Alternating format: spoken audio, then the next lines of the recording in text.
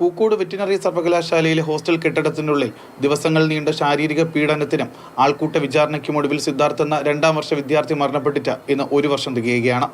1 വർഷം പിന്നിടുന്ന ഈ സമയത്തും കുടുംബം ഉന്നയിച്ച പല ആവശ്യങ്ങളും ഇതുവരെ നിറവേറിയിട്ടില്ല. സിദ്ധാർത്ഥിൻ്റെ അച്ഛനും അമ്മയുമാണ് ഇപ്പോൾ നമ്മളിപ്പോൾ ഉള്ളത്. 1 വർഷം തികയുകയാണ്. അപ്പോൾ ഇതുവരെയും കുടുംബം അന്ന് പരാതിയിൽ പറഞ്ഞിരുന്ന പലരെയും പ്രതി പോലും ചേർത്തിട്ടില്ല. അന്ന് നമ്മളൊരു 5-6 പേര് പറഞ്ഞായിരുന്നു. അതിൽ കുറച്ച് പേര് വന്നു.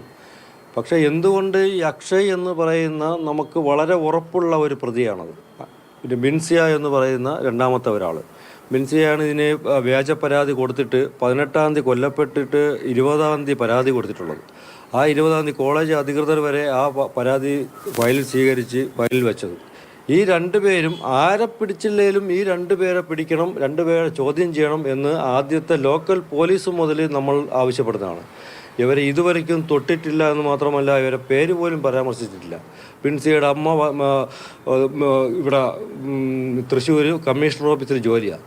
ഈ പറയുന്ന അക്ഷയ് എന്ന് പറഞ്ഞാൽ ഈ MM മണിയുടെ ഏറ്റവും അടുത്ത ഒരു സുഹൃത്തും ബന്ധുവാണ്. MM മണി എന്ന ആശാൻ്റെ അദ്ദേഹമാണ് ഈ അക്ഷയെ രക്ഷപ്പെടുത്തി അവിടുന്ന് കൊണ്ടുപോയത്.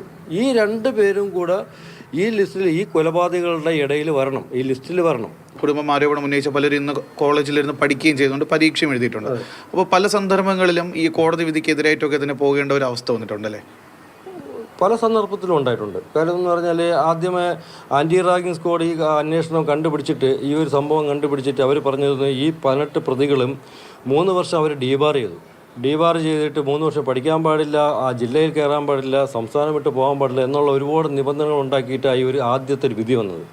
വളരെ നല്ലൊരു വിധിയായിരുന്നു. പക്ഷേ അത് അവർ ഹൈക്കോടതിയിലെ സിംഗിൾ ബെഞ്ചിൽ പോയിട്ട് അതിനെ ഓവർകം ചെയ്യാൻ വേണ്ടിയിട്ട് അല്ലെങ്കിൽ വിധിയെ മറികടന്ന് വേറൊരു വിധി വാങ്ങി. അതിൽ പറ്റിയ ഒരു പിഴവ്, അല്ലെങ്കിൽ അത് പറ്റിയതെന്ന് പറഞ്ഞാൽ ഹൈക്കോടതിയെ വളരെ നല്ല രീതിയിൽ തെറ്റിദ്ധരിപ്പിച്ചു സർക്കാരും യൂണിവേഴ്സിറ്റിയും. അതുകൊണ്ടാണ് ഈ വിധി വന്നത്. നമ്മൾ ഇരയാണ്. ശരിക്കും പറഞ്ഞാൽ ഒരു പരാതി കൊടുത്തിട്ട് അതിൻ്റെ പുറകെ നടന്നിട്ട് നീതിക്ക് വേണ്ടി കെഞ്ചുന്ന ഒരു ഗതിയായിപ്പോയി. കുറച്ച് ദിവസം പോയപ്പോൾ നമുക്ക് മനസ്സിലായി ഇവർ രക്ഷപ്പെടുത്തി കൊണ്ടുപോകാൻ വേണ്ടി ഏതറ്റം വരെയും സർക്കാർ പോകും. സിദ്ധാർത്ഥിൻ്റെ മരണത്തിന് പിന്നാലെ അമ്മ പറഞ്ഞൊരു വാക്കുണ്ട്, സിദ്ധാർത്ഥ് അവസാനത്തെ ഇരയായിരിക്കണം. അമ്മ പലതവണ പ്രതികരിച്ചു. പക്ഷേ വീണ്ടും ഇത്തരത്തിലുള്ള സംഭവങ്ങൾ ആവർത്തിച്ചു കൊണ്ടിരിക്കുകയാണല്ലേ? 1 വർഷം കൊണ്ട് അത് കൂടിയിട്ടേ ഉള്ളൂ. ഇപ്പോൾ കോളേജിലുള്ള SFI യൂണിയൻ ആണല്ലോ ഇതെല്ലാം ചെയ്തത്. ഡീനും അസിസ്റ്റൻ്റ് പറഞ്ഞും ഒക്കെ അവരുടെ കൂടെ ഉള്ളവരാണ്. അപ്പോൾ ഇവരെയൊക്കെ തിരികെ എടുക്കാം എന്നുള്ളൊരു ധൈര്യം ഉള്ളത് കൊണ്ടാണ്. കുട്ടികൾക്ക് പേടിയില്ല, ധൈര്യമാണ്. സംരക്ഷിക്കും, അല്ലെങ്കിൽ കൂടിപ്പോയാൽ 1 വർഷം അല്ലെങ്കിൽ 6 മാസം കഴിഞ്ഞിട്ടുണ്ടെങ്കിൽ നമുക്ക് വീണ്ടും ഇതുപോലെ ഈ കോളേജിൽ പഠിക്കാം എന്നുള്ളൊരു ധൈര്യം.